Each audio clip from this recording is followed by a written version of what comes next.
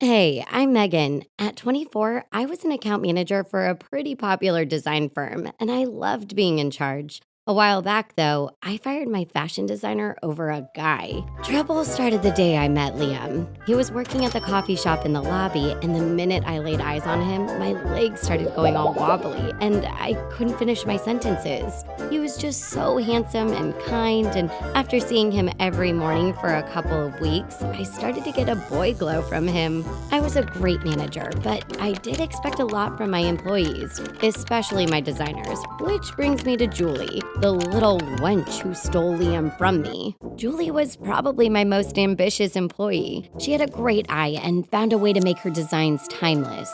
With employees like Julie taking charge, I was able to spend more time chasing Liam around and even offered him a position as my personal assistant. Things went downhill when Liam met Julie. I soon noticed they were spending a lot of time together. I figured Julie wasn't busy enough, so I tripled her workload. I made unrealistic goals and enjoyed watching her fall short. No matter what she did, I would criticize it. I liked her on her toes, ready to jump at my command. Mrs. Corcoran, the art director, announced a showcase for the spring line, and I put Julie to work on it. I knew her designs were the best, and I was going to take full advantage of her skill. But still, no matter what she handed in, I asked for better. What I didn't know then was that Julie and Liam started seeing each other outside of work.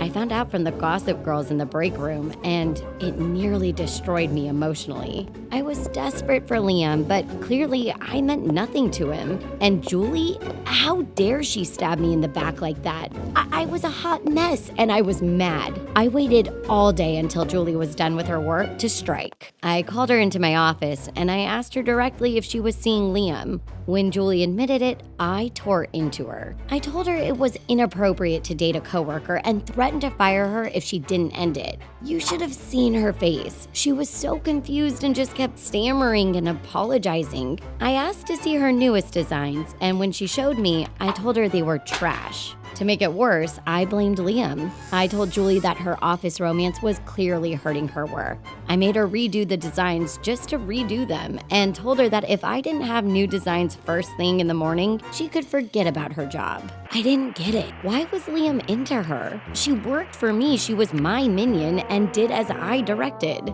The next morning, Julie looked like a train wreck.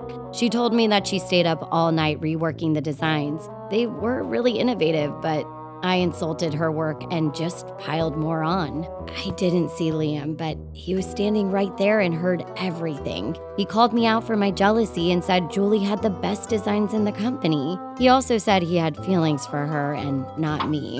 And then he quit, accusing me of being some tyrant. I told Julie to prepare her designs for the showcase, but she refused. Suddenly, she had courage I'd never seen before. Maybe it's time I present my own showcase and you can present yours, she told me. I fired her immediately, and she took all of her designs with her. I didn't have much time, so I rolled up my sleeves and went back to the drawing board. It had been a while since I designed, so I was admittedly rusty, and the art director noticed. Mrs. Corcoran asked to see Julie's designs. I told her that I didn't have them and explained it was because I had fired her. A couple days later, Mrs. Corcoran fired me. Apparently, several employees spoke to her, and it became clear that I was taking advantage of Julie. As I was packing up, the door to my office opened, and it was Julie. I told her to save her breath. I mentioned that Mrs. Corcoran had replaced me, so there was no way I could get her old job back. No need, Julie said. I've actually found a job.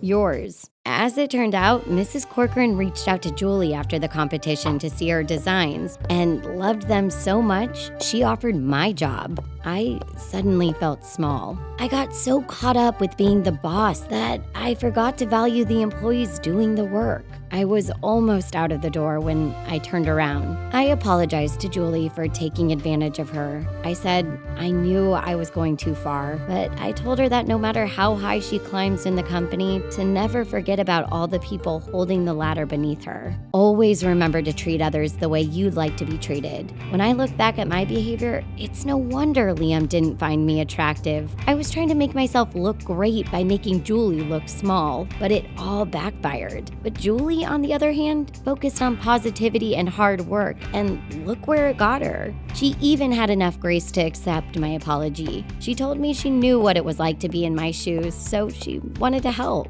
She had a friend who was starting her own children's line and searching for new designers. Julie thought I might be a good fit. Can you believe she got me an interview? Wish me luck. Say hi in the comments, and don't forget to subscribe for more hidden wisdom stories. Remember, when you share our stories, you're sharing wisdom.